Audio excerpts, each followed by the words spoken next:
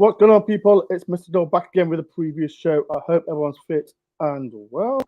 Yesterday's game, it finished Arsenal 5, Forest 0. Another disappointing defeat that we talk about. Fair plays to Arsenal. They won the game fair and square. And yeah, something to talk about. If you are new to the channel, please do hit the like button, subscribe if you're new, and comment below, people, how are you feeling about yesterday's defeat. Right, let's get the panel in. First of all, we've got the man himself, Dylan. How you feeling, Dylan? I'm all right, mate. I ain't done it for a while. So I thought I'd do it. You thought you'd do me over there, didn't you? Don't do me over. I'm in a sarcastic mood today, people, and I will tell you why. I'm in that silly mood. Next up, we've got Marlo. How you doing, Marlo? Superb, mate. Good. Couldn't be better. Last but not least, we've got the talkative. We've got the man. He was annoying on the way there, but I'm not going to say what it was. We've got the guy himself, Dave. How you doing, Dave? Yeah, I'm still excited about riding on the tube, Ben. It was fantastic. Loved it.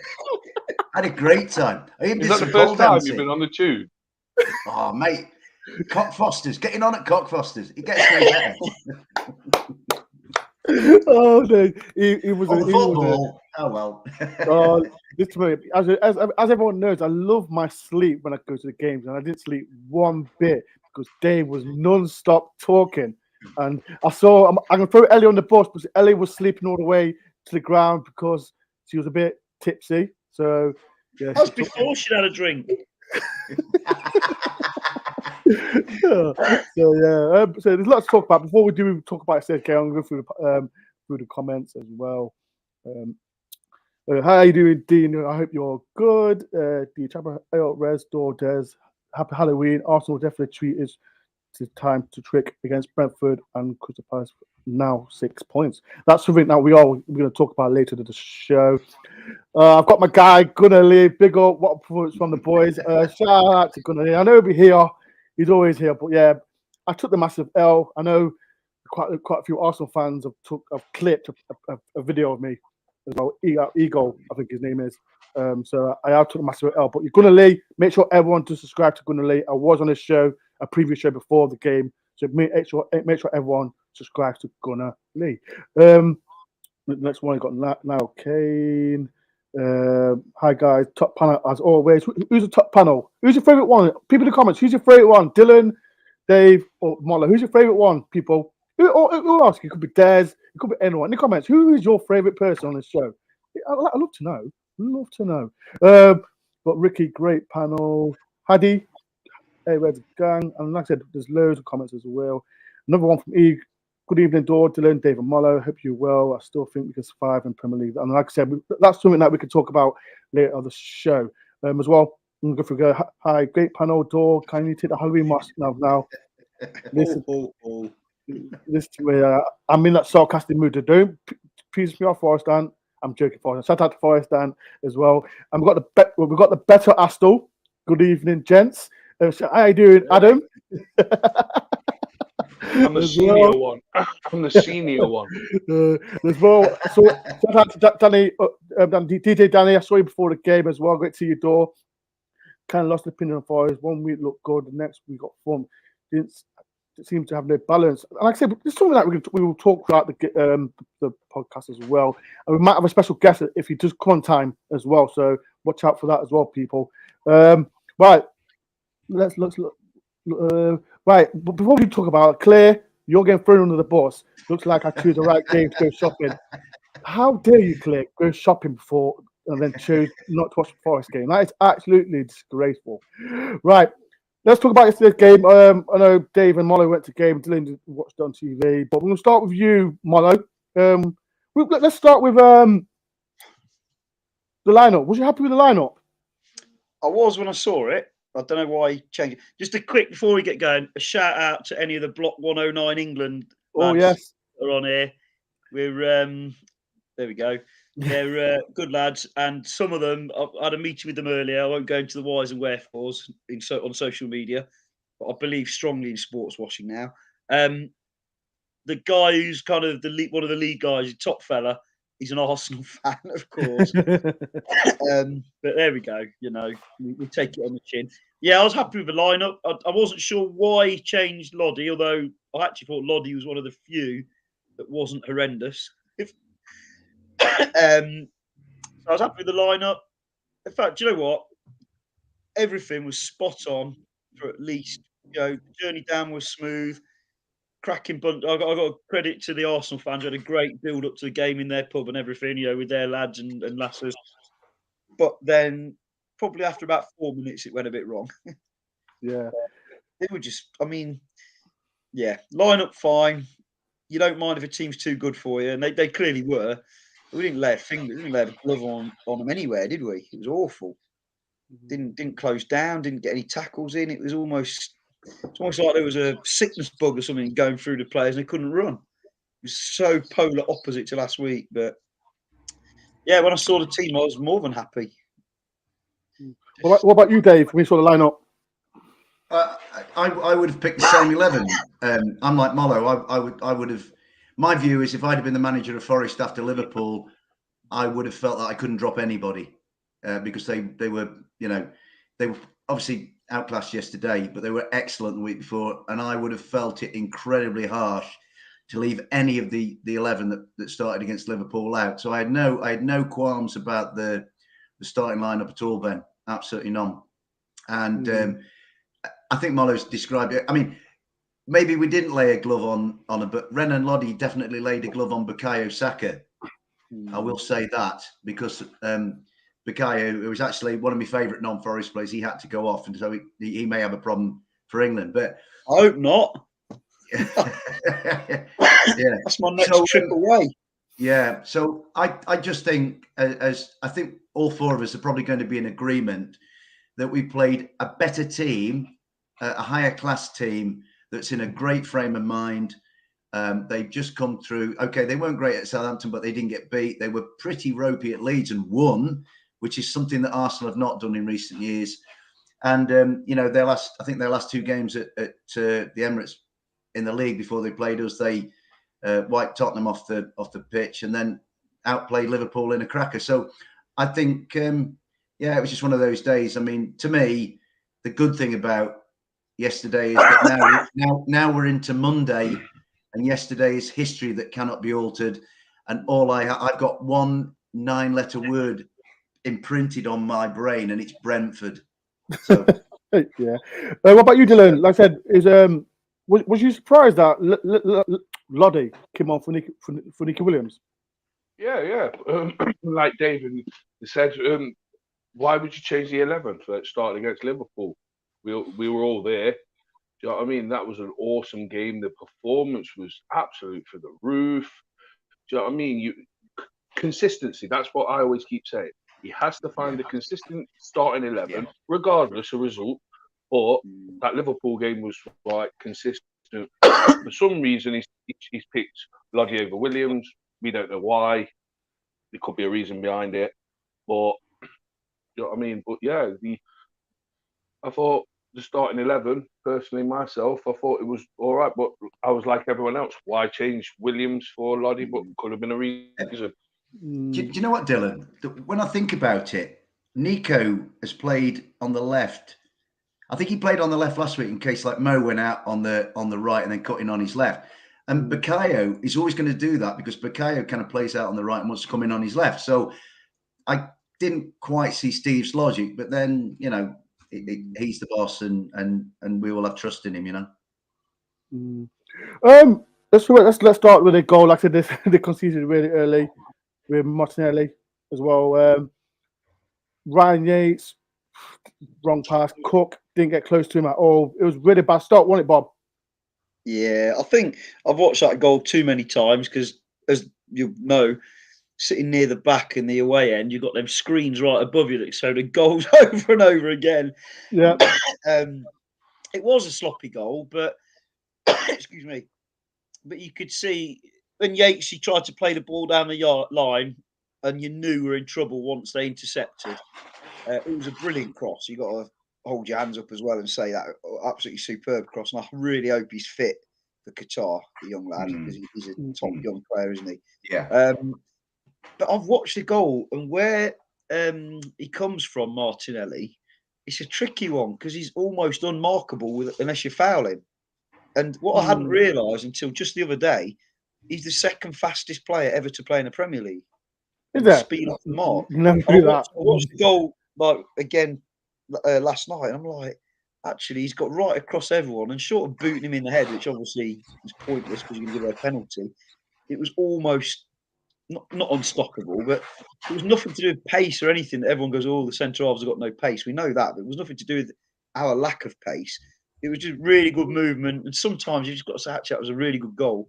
Unfortunately, it came very, very early and kind of undone us a bit. And although I think we rode our luck the first half, if I'm honest, even though people said, we got back into it a little bit. In the last 10, 15 minutes, we did okay. I just thought they looked, I know this is going to sound daft, but being at both games, they looked equally as good, that 11 on the pitch, as Man City did, and in many ways slightly better. Because early on, like you say, if I'm being fair, we did try and kick them off the park a little bit, and they're very athletic, though, weren't they? Their two centre halves really impressed me as well. I didn't expect that. And that's what I'm talking about. Like I said, their two centre backs, I think I was really impressed with them. Tyler Wane, like I said, certain parts of the first half, he was all right. One of Dave, he just not. It was giving him too much space the first half. But like I said, there was a time I think when Saka got subbed off. There was that time we could have just done some more stuff, couldn't we? Even plus the Lingard chance. What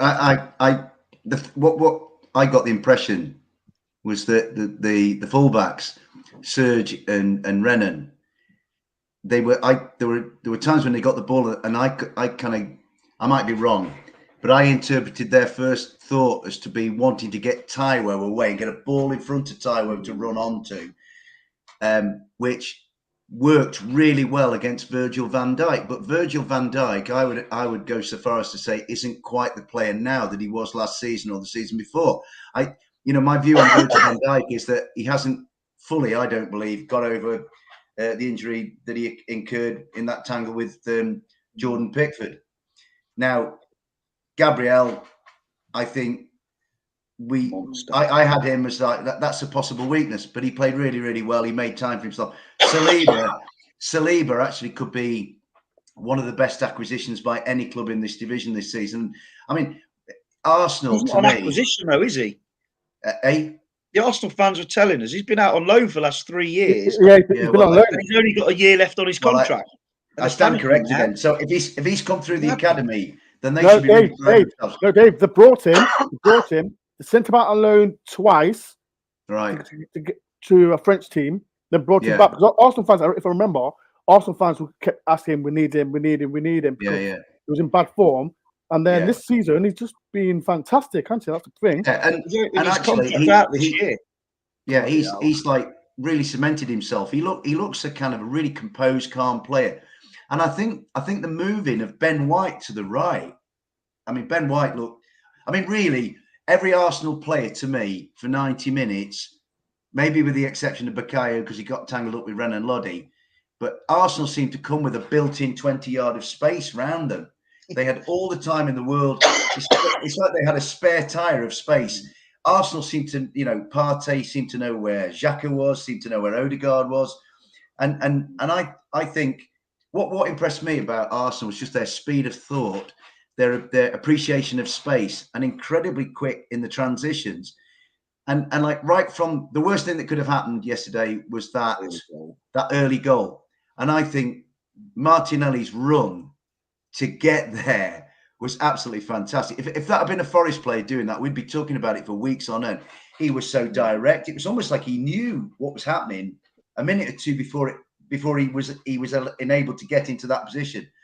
And I just thought that there were times when Forest tried to attack, whether it was Brennan or Morgan or Taiwo, and it seemed like in the blink of an eye there were 4 or 5 Arsenal players around him. And I just think Arsenal were a cut above us, and it proved, as they should be.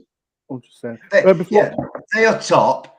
They are top, an established Big Six side, We are bottom. We've had 23 years not doing this, and we are the year sevens in the big school, right? We've got the hardest job. We've got to get essentially 22 guys to get to know each other first off the field, then do it on the field, and do it while trying to gather points in the toughest league on earth. You know, our lads are being asked to do. I mean, I have sympathy. People will probably say, "Oh, Davey, too soft-hearted. You must criticise them." No, if I was in their position, I would find it just as hard. So I'm going to try and walk a mile in their shoes. The only thing I'd say to that, Dave, and I could get slaughtered for saying this. It's the first time. Wait, stop there. Because before you do talk, I want to say one thing about Curtis Shaw is like the 1 or 2. Even everyone, I love Curtis. How you doing? On a serious note, we did well first half. We was clicking second half. Who's game for you against Brentford on Euro 2020? Curtis, I knew I was waiting for you, Curtis Shaw. But next one, people easy. You might give me an ear bashing. People give some love. Don't give love to Kevin. I know what Kevin's going to come here and he's going to bash me. But yeah, he's the man himself. People give love to Kevin Campbell. Kevin Campbell. Hey. Kev. Dave, Molo, Dylan, how you doing? Mr. Door, get out of it. I'm not I don't need to deal with you. Kev, we've just been saying maybe time for a new host. I don't know. Well, I might as well take over from Door, it's about time. If you want to take over, and I'll just sit here. I'm sulk the whole day. I don't mind it. No, listen, that's one thing I can't allow Forest fans to do is sulk, because do you know what? You've got so much to play for. You've got so much to live for. This is the culmination of 23 years out of the top flight, where you're having to play catch up very quickly. Yeah. That's what your season is. You know, you've got to. Listen, you're going to get your bumps in the road. Hopefully, you have a few more games like you did against Liverpool, where you nick games like that, which at home, which is where your fate lies at the City Ground. Yeah. I'd agree. Away from home, it could go either way, but your fate lays at the City Ground. If you could play like you did first half at the City Ground, you beat quite a few teams. Yeah, I'd go with that. Kev, let me ask you, Kev, before I get to learn. Like, as we know, like Arsenal, for me, yes, they didn't play great against Southampton. They didn't play good against PSV, but they thought, you know what, we can see blood, and they saw blood basically, especially the second half. I think there was a time, I think it was especially the first half. There was a 20-minute spell that was all right. So I think when Saka went off, the rhythm went a bit. You came on. Yes, you were pushing. Yeah. Yes. Do you think that Lingard chance, that far? I think if you remember, there was Lingard chance that got blocked.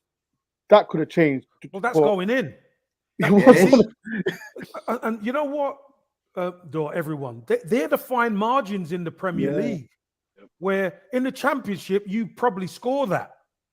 But in the Premier League, the defenders are so much better recognizing the danger. And, Gabriel played a loose pass and it went straight to Lingard, but Ben White was there with the block just to keep you off balance and not from getting level. Listen, I'm not saying you would have won the game, because I think Arsenal at home they're a different kettle of fish, especially this season. Yeah. But that was an opportunity for you guys to get back in the game 100%. But it got blocked. He done everything right, but it got blocked. Molo, I said about that gap, that 20-minute gap, that we played all right. Like I said, I thought we was on top a little bit when Saka went off, but I mentioned again the centre backs. Both centre backs they had it easy, didn't they? Way too easy. But I think me personally, they make it look easy as well. They're two centre backs right on top of their game, and they're both real physical specimens as well, aren't they?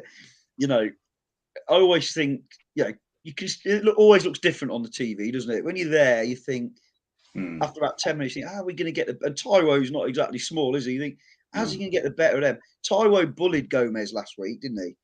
And I'm not, Gomez is not in a great place at the moment. He's a top player, but he got nothing out of those two centre halves, did he, at all? And I know he was feeding off scraps a lot of the time, but they were different gravy. It's like all over the pitch, Arsenal were first class. You know, if they keep most of their first 11 fit, they're, you know, that sounds bizarre. They're definitely top 4, I'd say, this year. But that second place is the least they want to be aiming for. If they can live with, I know Man City are unbelievable, but that first 11 and that midfield for Arsenal, domination, absolute domination.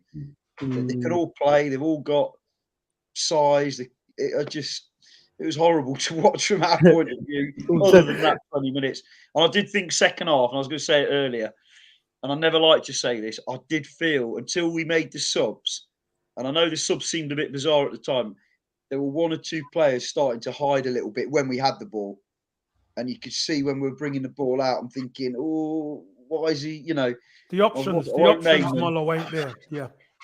Yeah, and I understand why.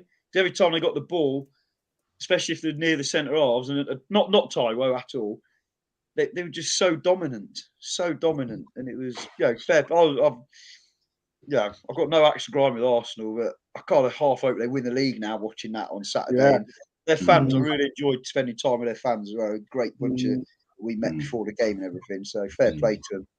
That's going to be us in 4 or 5 years, hopefully. You know, just to say about Arsenal, if anyone's watched that Netflix series on it, to watch that to where they were last year, to see Arteta now, it's just, to me, watching Arteta is like watching Guardiola, you know, because he's worked with him. The mannerisms and everything the same. And when I watched that documentary, I could feel something was going to come because of the relationship he's got and everything. And you knew this season something was going to come. So, and I think they're reaping the rewards now. I think, Dylan, that's a great point about that documentary. I've watched a lot of these all or nothing shows, and often they can be damned with the fake praise of they're like corporate adverts for clubs. What I felt with Arsenal, I felt I got I wouldn't say warts and all, but I think I got a sincere view of Arsenal.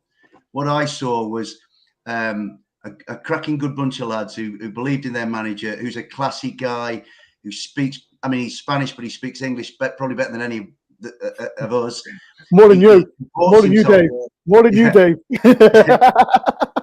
I carry a thesaurus and a dictionary with me, Ben, as you know. But the thing is, I looked at Arsenal yesterday, and one of my thoughts that I had, my compare and contrast, if you like, of Arsenal, I couldn't stop thinking about Arteta's post-match rant at the City ground after they lost in the FA Cup to us when he came in, and he swore, which didn't seem right, didn't sit right with me for Mikel to swear, but he came in and he let them know in no uncertain terms what he thought of them. Now, if you compare that Arsenal then, which I felt when they came to the City ground in January, I felt we can beat these. I went to the Emirates yesterday, having watched them, especially against Tottenham, especially against Liverpool, which I thought was a wonderful match. And then they got a win at Leeds where they were poor, which is not what Arsenal had done for a long time. They were decidedly ropey in the second half against Southampton, but again didn't lose. I actually went to that game yesterday fearing that the euphoria of Liverpool the week before would kind of set us up for a bit of an after the Lord Mayor's show. And unfortunately, the worst thing that could have happened for us, as Molo said earlier, is for Gabriel Martinelli to score so quickly and so decisively. When the second half came with Reece Nelson, and props to a young lad there, he came on, he scored 2 beautiful goals. I think Forest then were in this do we or don't we mode of thinking. If Forest had said, we'll throw caution to the wind and go and have a go at Arsenal, they might have made it even worse. So I think Forest were kind of trapped in a quicksand of do we or don't we? Do you know what I mean? You'd have took a 1-0 now, wouldn't we? Yeah, exactly. Yeah, we would. You know what, Kev? We mentioned like Martinelli. Personally, I remember the cup game, he scored after 5 minutes. Again, he scored against 5 minutes again yesterday. He's a top player, Kevin. You like it. To refer to Sergio Aurier, you can't touch him. You couldn't touch him at all. Well, the great thing about Martinelli, guys, he's got so much talent and he's relentless, but it's taken him some time. And it's again, you're seeing Martinelli now as a starter. We've seen Martinelli have games where he's not turned up, where he hasn't been great, but now he's got a confidence. I tell you why he's got a confidence, because that guy right through the middle, Gabriel Jesus, is so good. Yeah. Martinelli can go both ways. He can go outside and he can go inside. And you tend to see the wide players stay wide, but for the first goal, he comes right across Cook. Brilliant. And gets it's a Cook doesn't know he's coming until the last second. So, what a fantastic header. But again, there's so many young players who are just learning their trade. As you said, Dave, the All or Nothing documentary actually showed it for what it was. And you know what? There's a lot of Arsenal fans who can't watch the last episode. They can't watch the last episode because we fail. Yeah. The youngsters fail, get beat by Spurs at Spurs and then fail against Newcastle and just miss out on the top four. Yeah. A lot of guys I know can't watch it. But sometimes you need to take your hits to progress. And I think they went away in the summer. And whenever something like that happens, you go away in the summer and you've got that bit between your teeth. Yeah. And he's one of them who's got the bit between his teeth. And you can see he's going to be some player. I mean, he's still only 21 years old. Yeah. He's going to be some player. 100%. Dylan, we mentioned, like I said, the midfield. And I said to Kev on the previous show, Xhaka, he's completely changed after the criticism Arsenal fans gave him. Our midfield, like I said, it was fantastic against Liverpool, but they couldn't touch Xhaka or Lingard or who else was it, Kev? Partey. They couldn't touch him, Dylan. Cannot touch him at all. I won't say it was just the midfielder. Nothing at the minute, because Arsenal are riding this wave and they're up and up at the minute. I think Forest, yes, the Liverpool game, and listening to a few fans before this Arsenal game of our fans saying, "Oh, we'll do Arsenal because we've done it before." I was like, hold on a minute. Do you know what I mean? Slow your roll. But because Arsenal, they're just on this massive trajectory going up now. And I think Forest have gone there and literally started the game and within a couple of minutes gone, what's going off?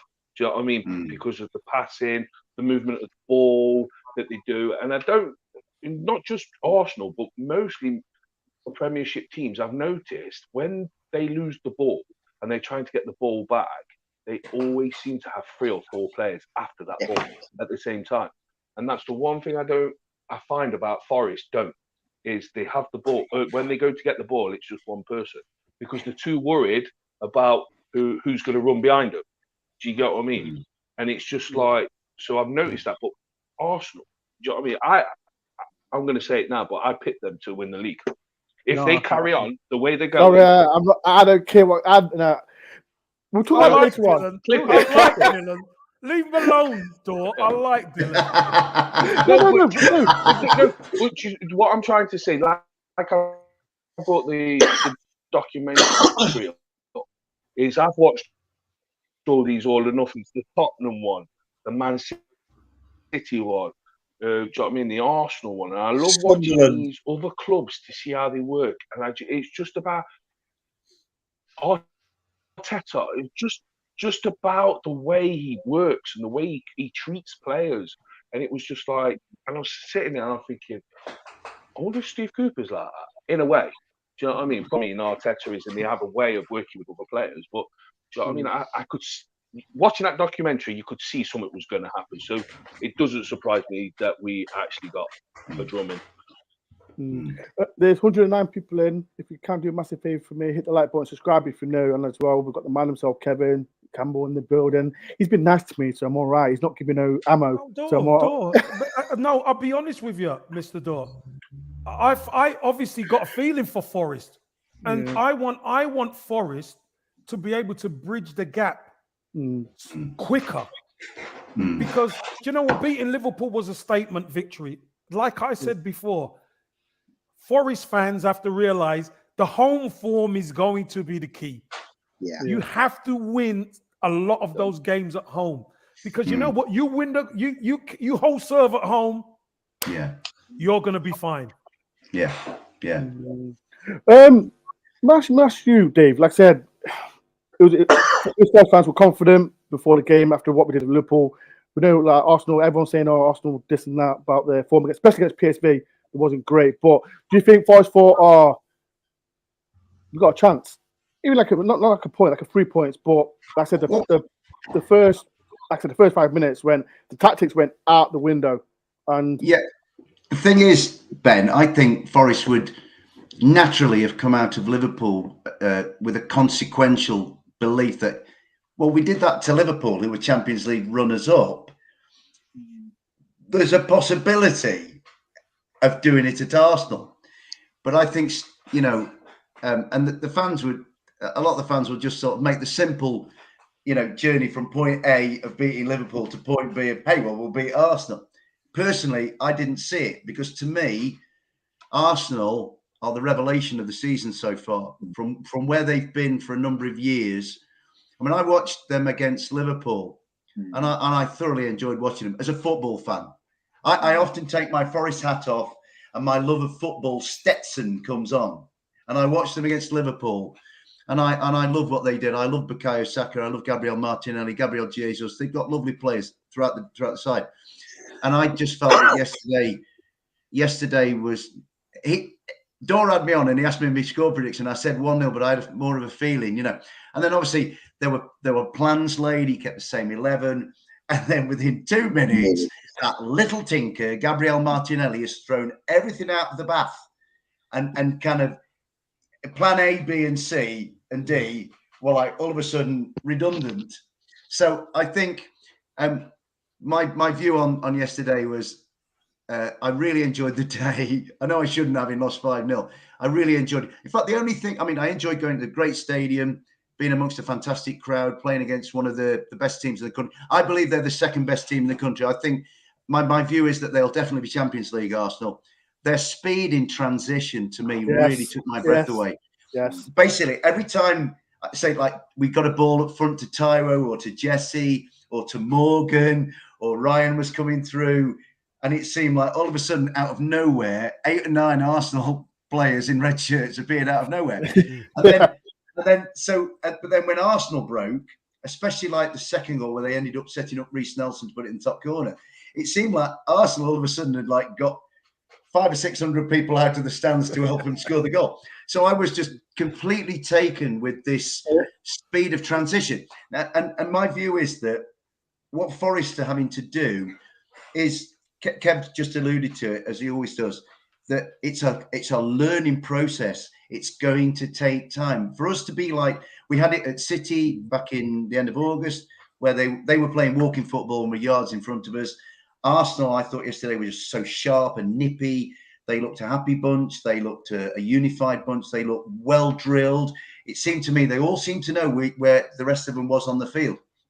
And I just think that's going to take time, and for us, all I would say about yesterday for Forest is that there'll be a lot of lessons there, and a lot of them will be harsh lessons, but often the harsh lessons are the ones that give us the greatest impetus going forward. And I just think, really for me yesterday, my dad rang me, or I rang my dad from the motorway at Luton, and he goes, "How's your day been, son?" Right, expecting me to be devastated. And I said, "You know what, Dad?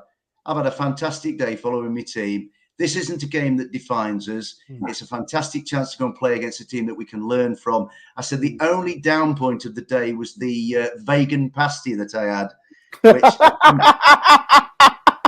the only thing I would say is that if Cookie and Scotty McKenna and Serge and Ren and Noddy had one of those vegan pasties before and worn it as a suit of armour, it might have helped them. But the vegan pasty apart, it was a great day. We lost to a far better team equipped for that level than we are yet. But I tell you what, we talked about Martinelli and Martinelli's development. Dave, do you want to take over the show? Dave, do you want to take over the show? I'll just sit there. No, mate, sorry, I'm just on one. But I was looking at Martinelli. He already has. Sorry, lads. I've just got it. I'll shut up in a minute. Why didn't you sleep again, Ben, in the car? If you look at Martinelli, why can't Brennan look at Martinelli and then Brennan be like that in a couple of years, or 100%. Morgan, or somebody, or Jesse, not Jesse, but like these young lads who play for Forest, look at Martinelli or Bukayo or Emil Smith-Rowe and say, we want to be like that and ape them. Do you know what I mean? So anyway, I'll let somebody else speak. One thing that Dave said.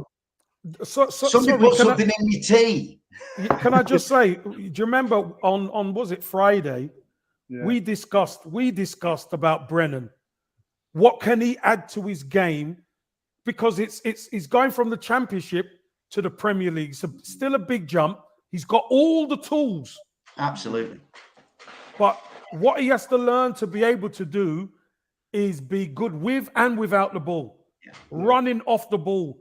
There has to be an understanding from other players as well of where he is and what he's doing.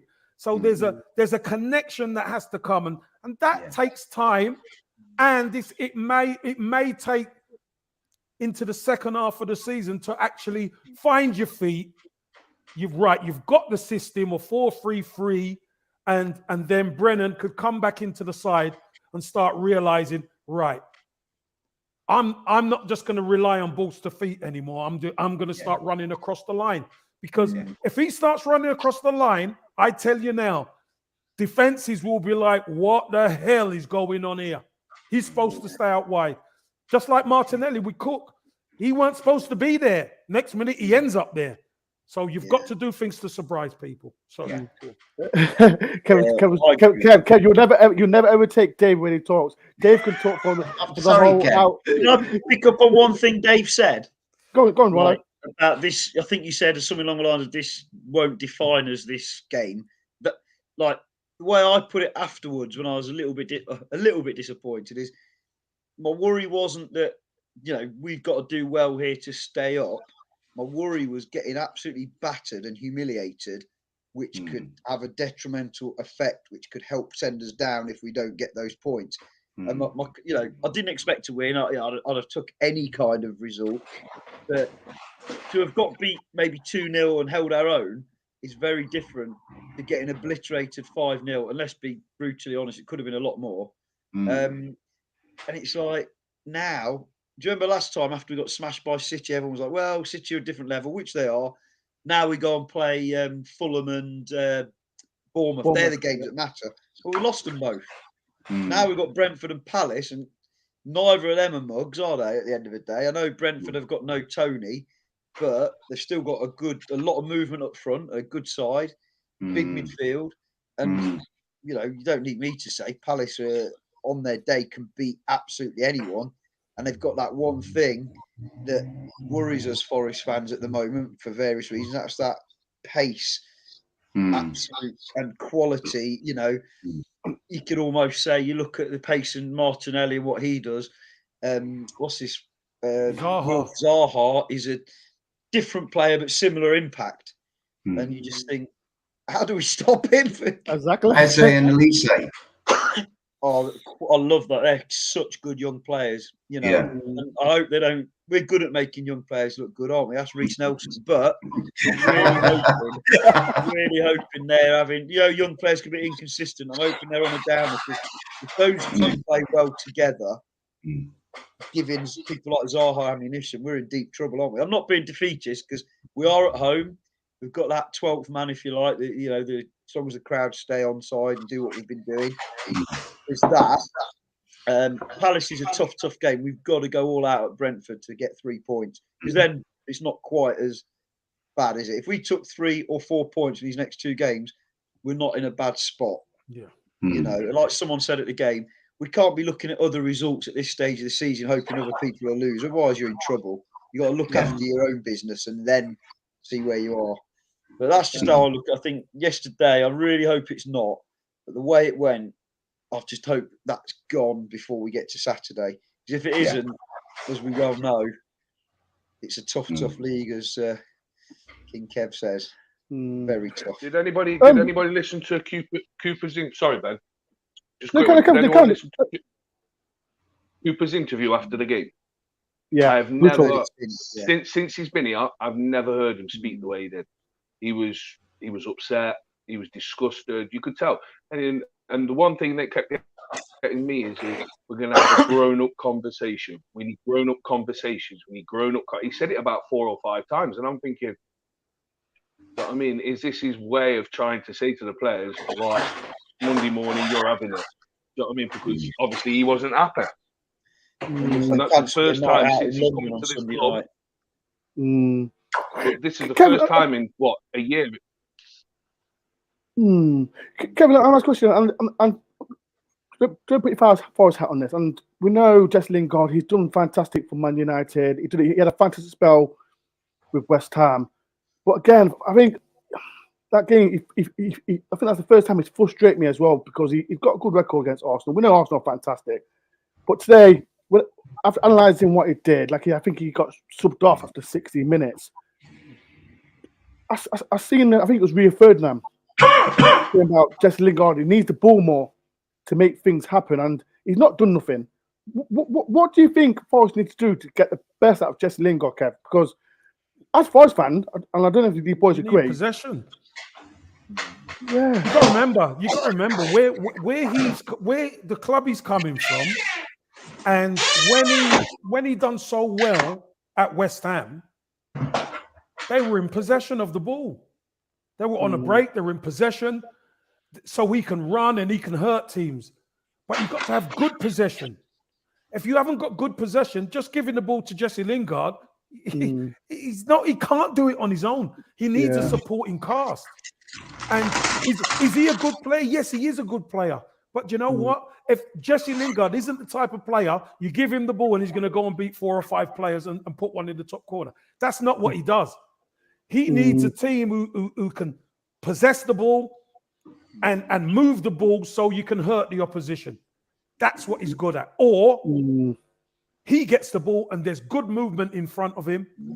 But the problem of the Premier League, and this is why I'm saying you guys have to bridge the gap, and you got to do it as quickly as you can, is because if you overcommit players, stuff happens to you like Fulham and Bournemouth. When you overcommit, you're going to kill teams off, and they start playing through you, and they get at your back foot, and they hurt you, they punish you. Can't happen. I believe Steve Cooper, Dylan made a good point. Steve Cooper saying we need to have grown-up conversation. He wants a reaction out of the players. Yeah. He knows that can happen when you go to a Man City or an Arsenal or whatever, but getting a reaction out of the players is the key for the next game. That's everything. Your next game is everything, because you know what? You win the next game, you've forgotten about Arsenal. Yes, 100%. And that's that. Listen, I've been in this relegation battle further down the line than anything that Forest are in now. I've been in it. Was it with West Brom, Kev? West Brom. The great escape was West Brom. The key to anything is, 1, your home form, and 2 is you win or lose, you've got to drop it like a hot stone and move forward. That's what you have to do. And that's why I say this again. That's why I was buzzing after the Liverpool game at the City Ground. The Forest fans, whatever happened, maybe disappointed 0-0 at Brighton in the week, and you think, oh, bad performance. It's a good point. Trust me, it's a good point. It's a good point that keeps you up. Exactly. Yeah. So the key is, the Arsenal game is gone. You can talk about it and then drop it. You move on. What's next? You go for the 3 points there. You know what it is, Kev? But before we do it, before we say subject, what happens? You know, like I said, have you seen it? You know, when teams focused on, like we're focused on Brentford and Crystal Palace now, and then if we play like, I know when after the World Cup. No, you focused on Brentford. Brentford, yeah. This is what I'm trying to say. This is what I'm trying to say. Like, we've got Brentford and Crystal Palace. Whatever happens there, if we're still in the, I don't know, bottom 3 or whatever, I don't want Forest to be that team to focus on. Oh, we've got Man U, we've got Chelsea next. We know we're going to get battered, and then we've got a weak team next. I don't want Forest to think like that, thinking, oh, we're not going to do anything. We're not going to do nothing against this team. People say it's going to be a free hit. I'm not saying like we beat Liverpool. Arsenal was a tough test, as you know it was, but I don't think Forest to think. I don't know where I'm getting like this. Like, just saying, every game negativity. You're talking about negativity. Yes, I You don't don't want to want be the negative. fans to be negative. Yeah, you don't want the fans to be negative. And do you know what? This is one thing I will say, and you guys tell me if I'm wrong. Yeah. Sometimes it's not that you lose; it's the way you lose. Yeah. Yeah. 100%. Sometimes it's the way you lose. If you're going to Manchester City or you go to Arsenal and you get done, and you know what, the team have had a goal, you say, okay, fair enough. But like I say, your home games is the key. I think you've learned. I think you've learned from the Fulham game and you've learned from the Bournemouth game. You were a lot tighter you were a lot more aggressive against Liverpool. Liverpool couldn't settle. Good goalkeeping performance, which is what you need at home. But let's be honest, in the end, you nearly beat them 2-0. Yeah. Their best If it weren't player for the goalkeeper and the width of a post, you would have beat them 2-0. Yeah. So they're the fine margins in the Premier League. You've got to, you have to, everyone has to stick together. Yeah. And you've got to believe in your team. Because you know what? The moment the fans turn, you're done. Yep. Trust I think me, the fans that go to the games haven't turned, that's for sure, especially away. The away support is absolutely was incredible. phenomenal yesterday as well, yeah. I don't mean in terms of numbers, because you're going to get that in the Premier League, as we all know, fighting for the tickets. But getting behind the team for the whole game, even at 4 or 5-0, that's one thing that we've got to keep. And not just because it's novelty value, but it does make a difference. When you talk to the players, okay, we got hammered. They've got a feeling of responsibility that the fans deserve better than what's happening. I'm not saying we should compete directly with Arsenal, but they know that we're going to go. I haven't got any more away games for a while, but they know when we go to Southampton or wherever it is on the 4th, and obviously Old Trafford, all the glory hunters will be out as usual. But Molo, listen to me, right? I know we're going to have a break, but I don't want my new fans on my neck. So don't say anything about my new fans, okay? No, I mean our fans are nicking all the tickets. Okay. Last year. Like when we go to Southampton, I think it's now a midweek game. There'll still be 3,000 fans there singing for 90 minutes. The best support I've heard ever at Forest was a long, long time ago, away at White Hart Lane as it was. But this season, it's been better. Brighton away was one of my favourite away games. The football was terrible, but there was a real togetherness about the team and the fans trying to get over that line and take that point. Going back to Cloughie's old thing, I keep banging on about this to everyone I speak to. And you're absolutely right. The next game is a new game. We start with a clean sheet. We've got to keep, like we were doing for those 4 games before, try and look after that clean sheet as much as anything. You start with a point, don't give it away. I know we didn't give it away yesterday. Martinelli's run, I agree with you. People blaming Steve Cook have never played the game, have they? Yeah. That was an incredible run. I've watched it time and time again and thinking, how do you stop that without fouling him? Or it just was no way, was there? And it was beautiful ball in. Well, if you notice on the goal, when it goes to Saka, he just takes a touch and puts it in. Yeah. So Cook doesn't even have a chance to assess who's coming.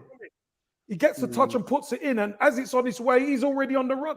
You can't stop it. No, it was a brilliant bit. It's the sort of football we wish we'd see it from us. You just sometimes have to appreciate a brilliant bit of football, even if it's not by a Forest player. Yeah, again, it's this business of having your loving football hat on. I mean, Molo's point about Brighton, and point is the key word about Brighton. We were outplayed for 70 minutes, but the last 20 minutes of Brighton, our lads all of a sudden started to get a bit of belief. And I watched Brighton's body language went from confident to, hang on a minute, why aren't we putting these away? And I remember the away fans that night, myself included, we celebrated the point as if we'd won the World Cup. We celebrated Brennan Johnson closing Robert Sanchez down for a throw-in like he'd scored from 50 yards. So what I feel, Kev's dead right, the home form for any promoted side in any division, anywhere, home form is vital. What I think the supporters have to do, we have to take the brilliant atmospheres that we create in other stadia and bring it and put it into the City Ground. Now, I felt against Liverpool, we did that. Against West Ham earlier in the season, we did that. We did it in a very respectable defeat against Tottenham. Where we didn't do it, we certainly did. I thought Bournemouth, we definitely didn't do it, and we didn't do it against Fulham. With Bournemouth, there was just like this creeping sense of dread. Once Billing had powered that beauty in, there was this creeping sense of dread that everybody just went back to, oh, well, we're with championship mode, we're 23 years of hurt mode, and we could see it coming. So, I think the Liverpool game for the team, it set Steve used the phrase reference point. I think Steve now has every right to say, well, you did that against Liverpool. Can you not now go and do it against Brentford and Palace? And we as supporters, because we're a team as well, helping the team, we set a bar against Liverpool that we now have to certainly emulate and better against Brentford and against, I can't remember. I'm not bothered about the game after that because I don't want to upset Kev. Good right. man. So we've got our bit to do as well. But, the away contingents are fantastic. And for me, they're a complete privilege to be among, you know what I mean? Before, let's say we've got 9 minutes to go before the show's done.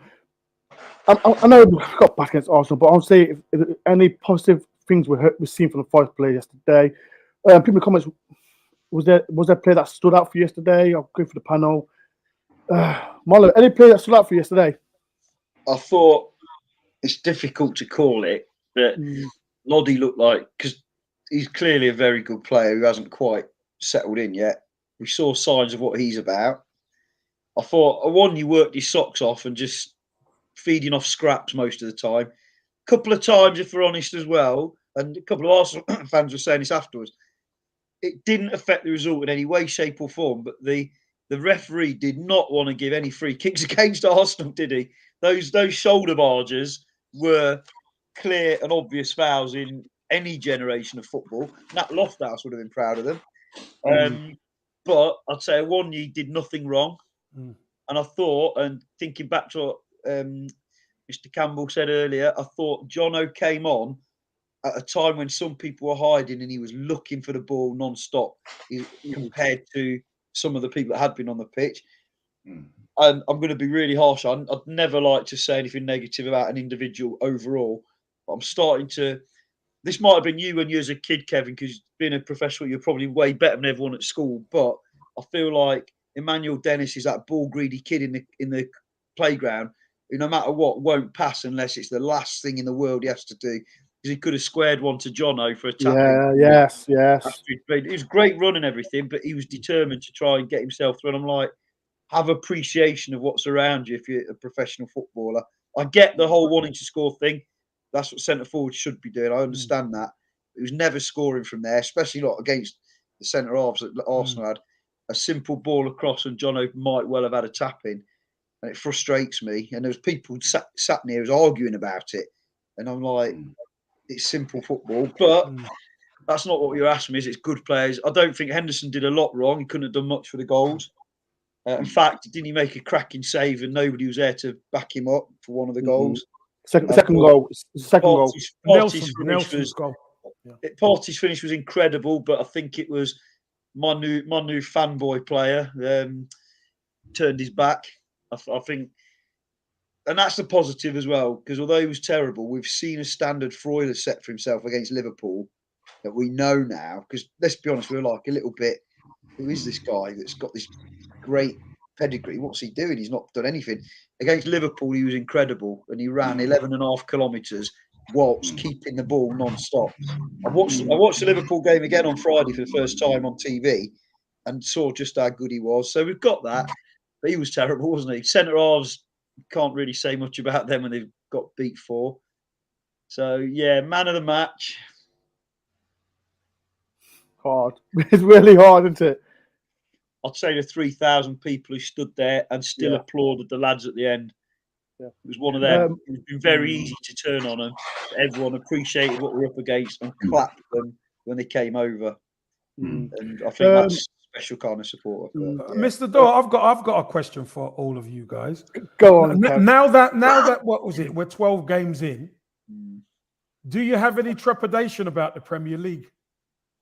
Cool. Any fears about the Premier League? No. Not really. No. Why should we? We wanted it and we craved it and we hungered and yearned for it for 23 years. We can't now say, oh, actually, no, take this dinner away. I'm really enjoying it. I'm chucking in. What with his selection hats, his Can I dinners. just say, You've lads, got I'm a everything for terrible every cook. occasion. I have no skill in the kitchen, but I think my head might well have been turned by the vegan pasty at the Emirates yesterday. What I'm saying is no, and I think any Forest supporter who now turns around, 12 games in, Kev, and says, actually, I'd rather be going to Luton, I'd rather be going to Rotherham, I'd rather be going to Hull City. No. I have no fear about it. And I actually still believe that our lads are such a good bunch of guys. They're nice people. They're committed people. Our manager is fantastic. I think the spirit is great. I have no problem with the spirit. Yeah, the spirit. And I think Darren Fletcher was on a few weeks ago. I'll give a shout out to Darren.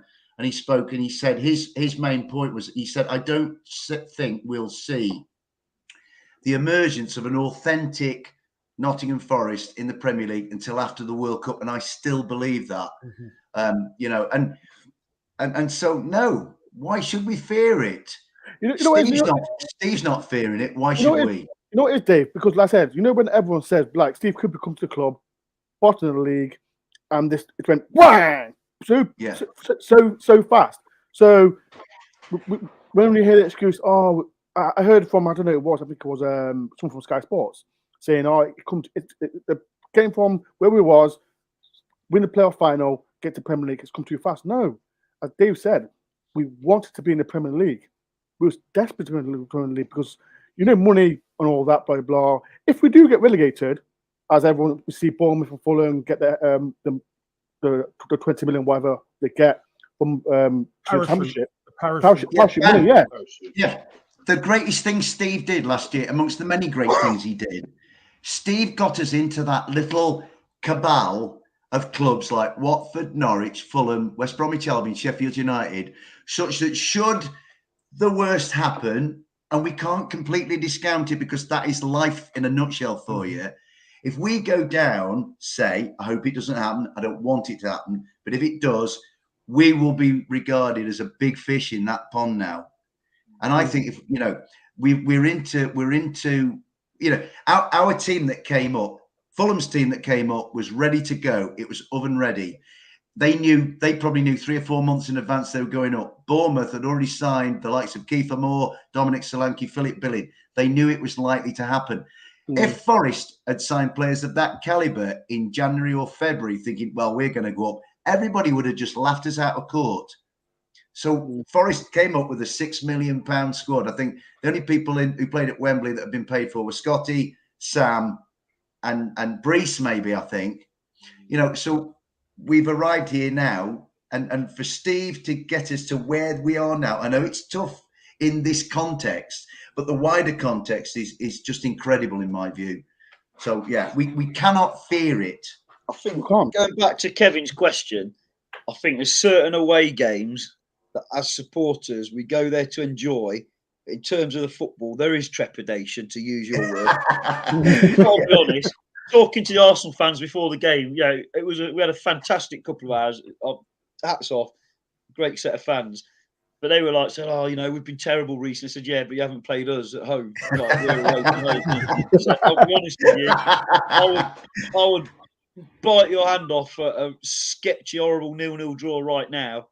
I'd never want to lose. I said, but I've actually said it, and I look back and think, wow. I said, but I would, going home tonight, if we give you a good game and we haven't got humiliated and battered and a confidence hammered, I'll take that. It's not ideal, but I'd probably take, and that's unfortunately, perhaps humiliated's a strong word, but 5-0 against a team in your own league is never a good look on anything, is it? No. So that's the trepidation element. But I don't go to home games with trepidation because I know we'll compete. We didn't compete, did we? Ultimately, Steve Cooper called it. We can talk about how great Arsenal were, and they were. We can talk about how bad we were on the ball, and mostly we were. But we didn't compete, and that was the worry. But yeah, trepidation. When we go to Anfield, I'll probably have the same feeling. when we go to Man United, I'll probably have the same feeling. But outside of those sort of top 6, and we've already been to Newcastle, we thought it was bad playing them early in the season. I'm now starting to think it was good to get it away. Yeah. Good, very Those good top to get it sides, out. Yeah. We travel to those top sides, and hopefully the players don't. But as fans, there is trepidation. That, we've got to be realistic. But outside of that, you think, right, if our lads perform as we know they've shown they can now, room of a chance of getting something, and we'll give people a game. That the Brighton away performance off the ball in terms of defending was proper old school, backs to the wall, fighting for every little thing. Like you alluded to it, John O closing down the keeper was brilliant, all that sort of stuff. We've got that in our locker, and it's just so disappointed that side of it wasn't there on Sunday. Some of that is down to the quality of Arsenal, no doubt. But some of that was just missing for some reason. So, there is trepidation to some away games, I'm not going to lie. How about you, Dylan? How about you, Dylan? No, don't fear the Premier League. We're there. Enjoy it. Let's have a good time. The only thing I fear is the Brentford game. Sorry, Kev, I'm going to say the Crystal Palace game as well. But them 2 games, I feel if hopefully we can have 25,000 fans behind the 11 men on the field to get us the results like it did at Liverpool. But I'm just taking myself out of the situation at the minute to have a look at it, and I'm thinking to myself, well, what's the maximum points do you want out of them games? We want 6 points. We haven't won 2 games on the trot, but it's doable. It's doable. What's the least points we'll take? 4 points? 4. You know what I mean? I'll Right, take 4. Right, we take 4, right? Okay. But I'm not saying this, but you've got to look at the other thing. If you only take 3 of them points and lose the other one, then you come to the break. What's going to happen then? Do you know what I mean? Because we've got a mini like pre-season now. There's not many going to the World Cup from our squad, so he can work with them all. But what is the hierarchy going to do? Do you get where I'm coming from? Don't want to be negative about it. The last thing I want to do is Steve Cooper to go, because there's no one out there. You couldn't go, oh yeah, to get rid and get him in. Do you know what I mean? He's the man for the club. But He's going nowhere. Steve Cooper's going nowhere. I hope you're right. But you've got these people. You've got the 66 points after we come back. After the break, there's 66 points still to play for. Do you know what I mean? And I always work at, if we can get to the magic 40, we'll be all right. We'll be safe. Do you know what I mean? So at the minute, I look at the teams around you, and none of them are going to win back-to-back games usually. No.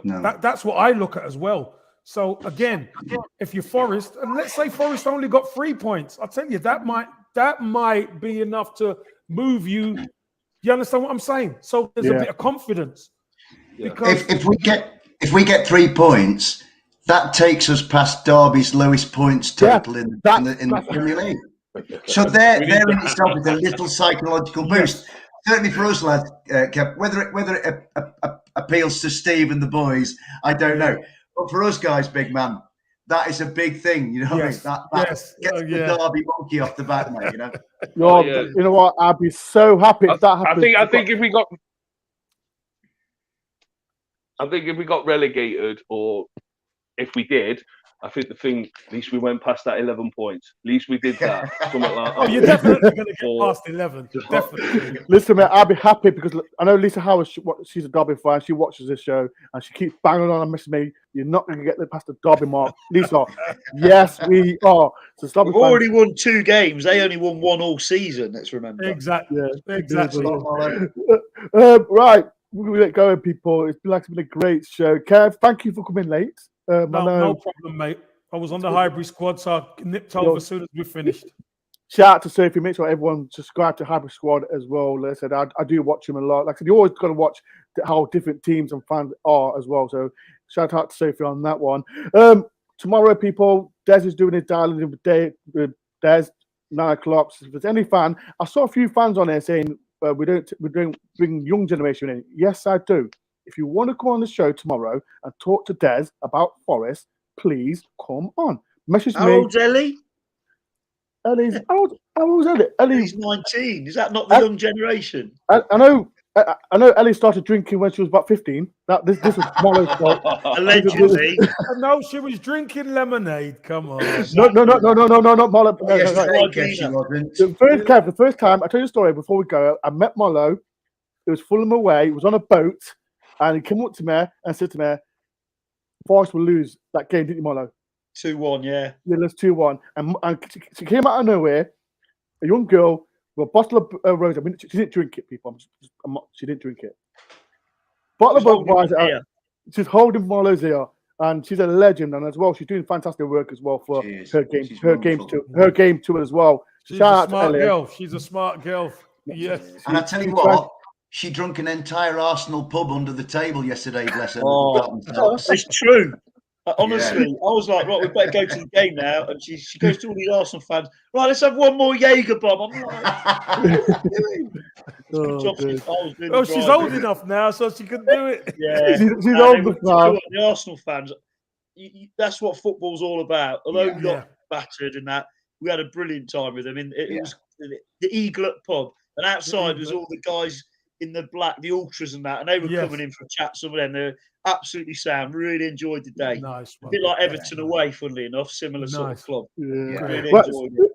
Right, so people, like I said, Des is doing the show tomorrow at 9 o'clock. So if any Forest fan that do want to come on, please message me or Des. 9 o'clock start. So like again, anyone, women, men, anyone, if you are at Nottingham around the world, please message me. Right, Kev, thank you very much for coming on. I know you got the. You're welcome. Cheers, Dave. Cheers, Molo. Cheers, Dylan. You're a busy person. Good to see you, mate. Forest fans, stick with your team. I told you, 17th. You Reds. 17th. You Reds. I'm telling you, 17th. As well, Dylan, thank you for coming on. Molo, coming up. Thank you for coming on as well. The legend, Dave, thank you as well for coming on. As well, people, like I said, if you're new to the channel, please do hit the like button. Subscribe if you're new. And I'll see you on Friday for the Brentford preview. Peace and love, people, and keep the faith. You Reds. You Reds. Up the Forest. You Reds.